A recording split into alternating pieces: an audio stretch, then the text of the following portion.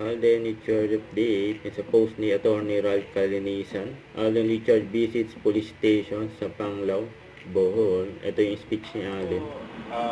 Kahit man ano pa yung mga nakikita natin sa paligid natin ngayon, sa nangyayari sa kung saan mang panig ng bansa natin, mapagobyerno, mapapaligid, naniniwala po ako na paggawa ng mabuti, malayong nararating. So, kailangan tayo yung be the change you want to see. Tayo yung kesyo maliit, kesyo malaking pagbabago yan, pag tayo ang gumawa niyan at with good intentions at para sa ikabubuti ng lahat, malayong mararating natin. So, maraming salamat sa servisyo nyo. Huwag niyo pong isipin at huwag niyo pong sabihin sa inyong mga sarili na hindi napapansin yung inyong trabaho na ginagawa sa ating lugar. Kung wala po ang kapulisan dito sa lugar natin, especially dito sa Panglao, wala pong peace and order. And right now po nakikita naman natin, marami tayong foreigners na bumisita, especially it's being known worldwide.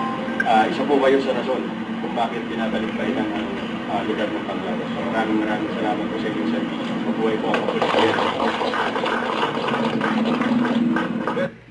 Don't forget to subscribe, click the notification bell for more updates. This is Richard in Action Vlog. Stay tuned for more videos.